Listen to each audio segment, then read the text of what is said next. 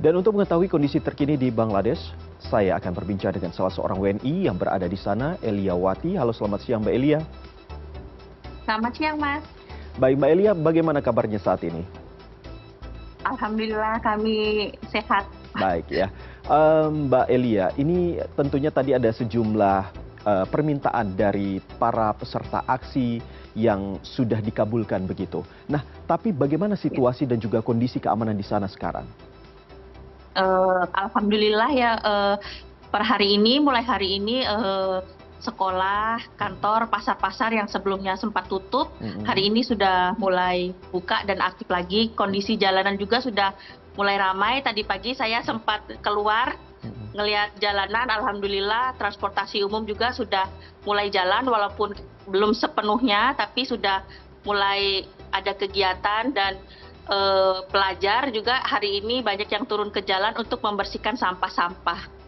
Kalau memang kondisinya sudah mulai kembali normal begitu, apakah ada informasi terbaru begitu Mbak? Apakah ada aksi lanjutan terkait dengan kejadian yang selama ini terjadi di Bangladesh? Untuk sekarang ini kita pantau dari informasi-informasi sih mau ada aksi dari BNP gitu ya, perkumpulan begitu, tapi kita juga belum bisa sure banget itu akan terjadi atau enggak. Tapi kalau untuk pelajar sendiri, mereka bilang tuntutan mereka untuk reformasi kuota sudah dipenuhi dan Prime Ministernya juga sudah turun. Itu sudah mereka sekarang mau mengatakan New Bangladesh, Bangladesh yang baru. Mereka mau membangun Bangladesh yang baru yang lebih baik dari sebelumnya, lebih disiplin dan lebih bersih. Itu makanya mereka turun ke jalan membantu arus lalu lintas. Kan biasanya banyak kendaraan itu yang sembarangan gitu loh Mas, nggak sejalan, mereka mulai bantu untuk menertibkan. Oke, Mbak Lia di Bangladesh sendiri sudah berapa lama?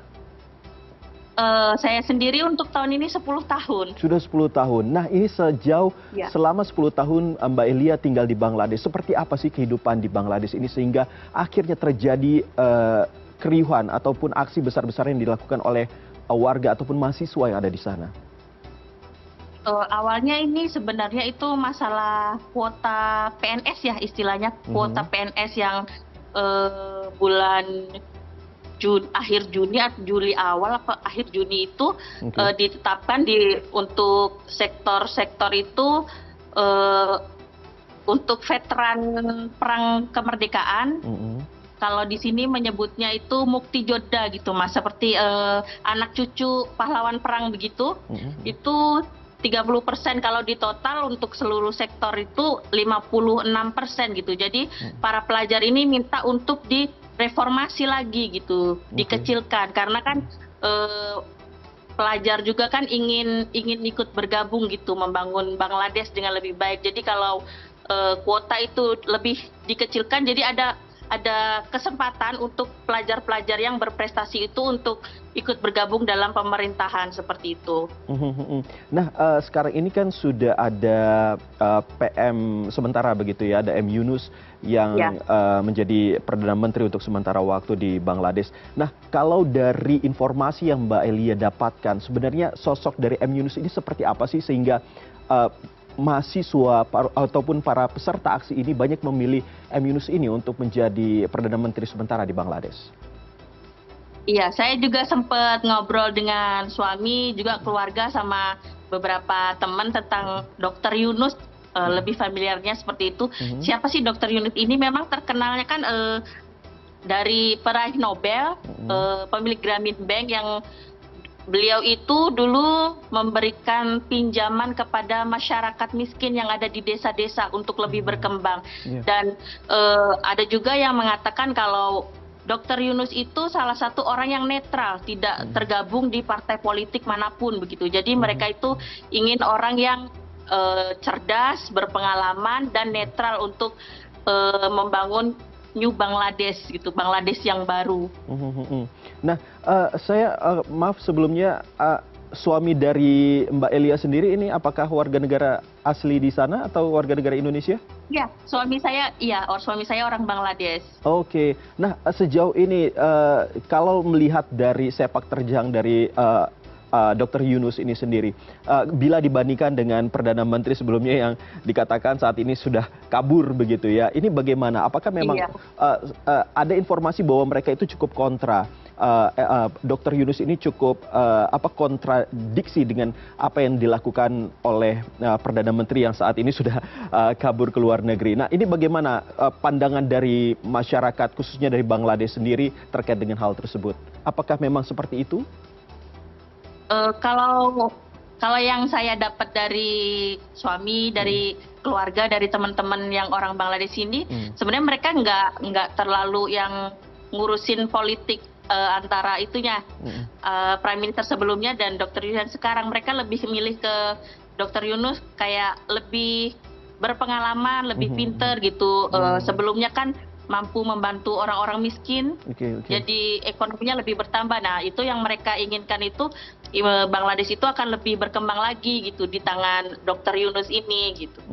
Dan Dr. Yunus juga netral, tidak ikut partai politik manapun gitu. Yang diharapkan mereka pun masyarakat ini kayak udah nggak percaya lagi sama partai politik gitu. Jadi mana nih yang mau diambil kalau dari partai politik oposisi atau partai politik yang sebelumnya tuh ya pengalaman mereka sama-sama kurang baik memimpin begitu. Jadi ya diambil yang nggak ikut partai manapun gitu. Oke, tapi perekonomian di sana seperti apa sih Mbak Elia untuk anggaplah yang kehidupan sehari-hari kita untuk harga-harga kebutuhan pokok dan lain sebagainya, apalagi setelah adanya aksi penjarahan, aksi demonstrasi, ini apakah memang untuk masalah ekonomi itu cukup bermasalah di sana atau seperti apa gambarannya?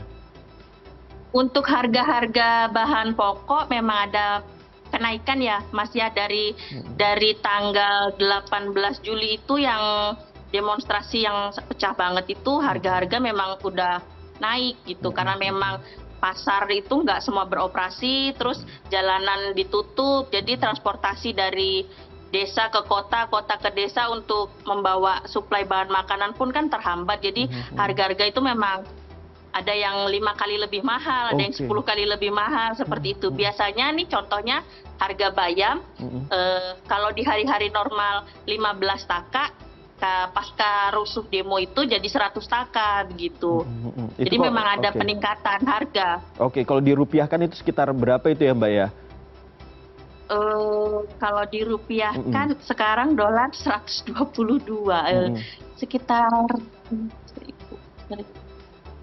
1.500. Sekitar dari 2.000 menjadi 10 ribuan gitu. Oke, untuk bayam itu sendiri ya. Nah, ada informasi juga bahwa sebenarnya pihak militer sendiri akan mengambil alih, tetapi ternyata sudah ditepis dan akhirnya masyarakat bisa setuju dengan adanya Dr. Yunus ini. Nah, tapi kalau dari pengendalian massa ini sendiri, sebenarnya seperti apa militer di sana melakukan pengamanan? Apakah memang untuk pengamanan sendiri memang harus selalu dilakukan oleh para militer ini, atau justru dengan eskalasi yang semakin tinggi di sana sehingga para militer ini membendung istilahnya caranya untuk bisa menenangkan warga? Ini seperti apa Mbak di sana? Awal demo-demo itu sebenarnya tentara Bangladesh juga ada yang sedikit keras gitu ya ke pelajar, sampai pelajar ada yang protes, ada yang bilang tentara, sebelum kalian jadi tentara juga kan kalian pelajar, kalian tahu apa mau kita gitu. Ini juga untuk kebaikan Indonesia. Jadi diminta untuk tolonglah dukung kami, jangan malah dipukuli, ditembaki seperti itu. Dan dari sebelum tanggal 5 kemarin itu memang ARMY udah menjaga jalan-jalan gitu Mas. Setelah tanggal 18 Juli itu ARMY udah ada di jalanan gitu sih, mengamankan jalan. Karena kalau untuk polisi sendiri di sini memang udah seperti musuh sama pelajar. Jadi memang kalau nggak ada ARMY ya udah lebih kacau lagi. Terakhir Mbak, untuk dari apakah ada maklumat dari KBRI di Dhaka terkait dengan WNI di sana untuk menjaga keselamatan dan lain sebagainya? Iya Mas. Alhamdulillah di sini kan kita juga punya grup grup komunitas Indonesia bersama KBRI itu setiap hari Bapak Wahyu Riyadi dari konsuler selalu mengingatkan kalau nggak penting jangan keluar, lebih baik di rumah, stok bahan makanan untuk beberapa hari ke depan, dan kalau ada kerusuhan hindari, kalau ada apa-apa pokoknya di dalam rumah aja. Kalau butuh bantuan segera hubungi hotline atau Pak Wahyu langsung, seperti itu. KBRI cukup perhatian sekali ya lewat WhatsApp group itu untuk mengingatkan masyarakat yang ada di Bangladesh untuk selalu berhati-hati. Baik, Mbak Eliawati yang sudah 10 tahun tinggal di Bangladesh, warga negara Indonesia, terima kasih sudah berbincang dengan kami. Tetap jaga kesehatan dan salam untuk keluarga.